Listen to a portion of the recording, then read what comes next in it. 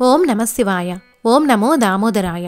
కార్తీక పురాణం 24వ రోజు పారాయణము 24వ అధ్యాయము. అత్రి మహాముని చెబుతున్నాడు. అగస్త్య, కార్తీక మాస శుక్ల ద్వాదశిని హరిబోధిని అని అంటారు. ఆ ఒక్క పర్వతిథి వ్రతాచరణం చేస్తే అన్ని తీర్థాలలోనూ స్నానం చేసినా, అన్ని విధాలైన యజ్ఞాలు ఆచరించినా కలిగే పుణ్యం ప్రాప్తిస్తుంది. విష్ణువు పట్ల, ఏకాదశి పట్ల భక్తిని కలిగిస్తుంది. సూర్య చంద్ర గ్రహణ పర్వాల కంటే గొప్పది, ఏకాదశి కంటే 100 రెట్లు మహిమాన్వితమైనది అయినా ఈ ద్వాదశి నాడు ఏ పుణ్యం చేసినా, పాపం చేసినా అది 1,000,000 రెట్లుగా పరిణమిస్తుంది. అంటే ఈ ద్వాదశి నాడు ఒకరికి అన్నదానం చేసినా 1,000,000 మందికి అన్నదానం చేసిన పుణ్యము, ఒక్క మెతుకు దొంగిలించినా 1,000,000 మెతుకులు దొంగిలించిన పాపము కలుగుతాయి. ఒకవేళ ఏ రోజుకైనా ద్వాదశి ఘడియలు తక్కువగా ఉన్న పక్షంలో ఆ స్వల్ప సమయమైనా సరే పారణకు ఉపయోగించాలే కానీ ద్వాదశి దాటిన తర్వాత పారణం పనికిరాదు. పుణ్యాన్ని కోరేవారు ఎవరైనా సరే ఏ నియమాన్నైనా అతిక్రమించవచ్చును కానీ ద్వాదశి పారణను మాత్రం విసర్జించకూడదు. ఏకాదశి తిథి నాడు ఉపవాసం ఉండి మరుసటి నాడు ద్వాదశి తిథి దాటిపోకుండా పారణ చేయాలి. దాని ద్వారా కలిగే శ్రేయస్సును శేషసాయి చెప్పాలే గాని సుధుడు చెప్పలేడు. ఇందుకు అంబరీషుడు కథే ఉదాహరణ. అంబరీష ఉపాఖ్యానము.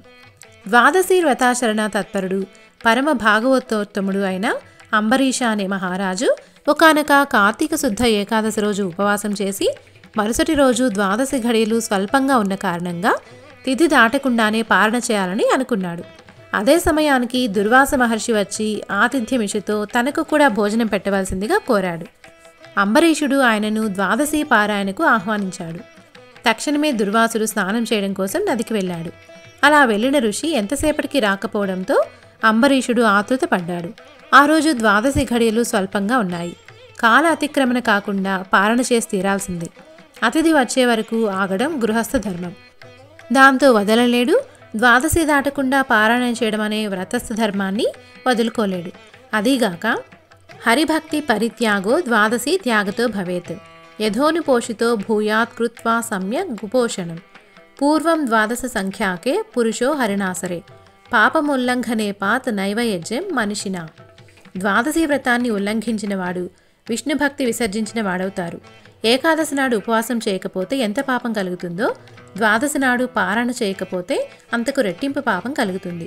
అంతేకాదు, ఒక్క ద్వాదశి పారణ అతిక్రమణ వల్ల ఆనాటి వ్రతఫలంతో పాటుగానే అంతకు పూర్వం చేసిన 12 ద్వాదశి పారణ మహాపుణ్యం కూడా హరించుకుపోతుంది. జన్మ జన్మాంతర పుణ్యబలం క్షీణిస్తుంది. అన్నింటికన్నా ముఖ్యంగా ద్వాదశి అతిక్రమణం వల్ల విష్ణు విరోధ భీతి ఏర్పడుతుంది. అందువల్లే ప్రాణానికి అపాయమైనా సరే ద్వాదశి పారణ చేయడమే కర్తవ్యం. దాని ద్వారా సంక్రమించే బ్రాహ్మణ శాపం వల్ల కల్పాంత దుఃఖమే కలుగునుగాక. దుర్వాస వచ్చిన తర్వాత కన్నా ద్వాదశి తిథి ముగిసే లోపనే పారణ చేసి హరిభక్తిని నిలుపుకున్నట్లయితే కలగబోయే కష్టాలను ఆ కమలనాభుడే కడతేరుస్తాడు.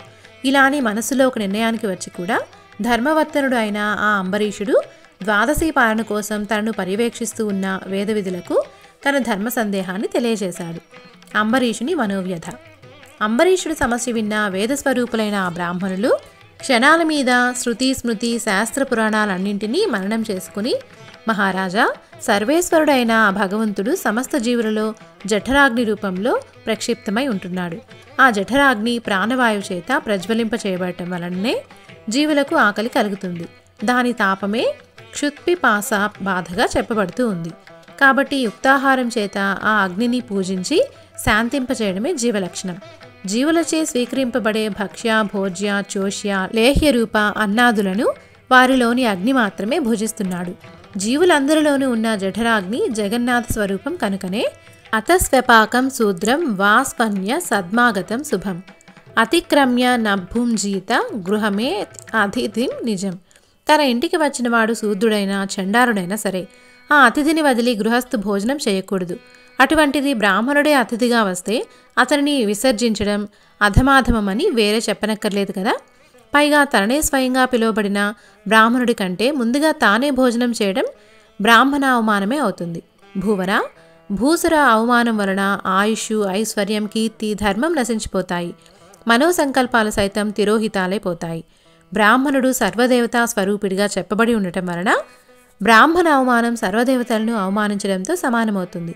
జాతి మాత్రం చేతనే బ్రాహ్మణుడు దేవతాతుల్యుడు అయి ఉండగా కేవలం జన్మ వలననే కాక జ్ఞానం వలన, తపోమహిమ వలన శుద్ధ రుద్రస్వరూపుడుగా కీర్తించబడే దుర్వాసుడు వంటి ఋషిని భోజనానికి పిలిచి ఆయన కంటే ముందే పాలన చేయడం ధర్మమని చెప్పడం సాధ్యం కాదు.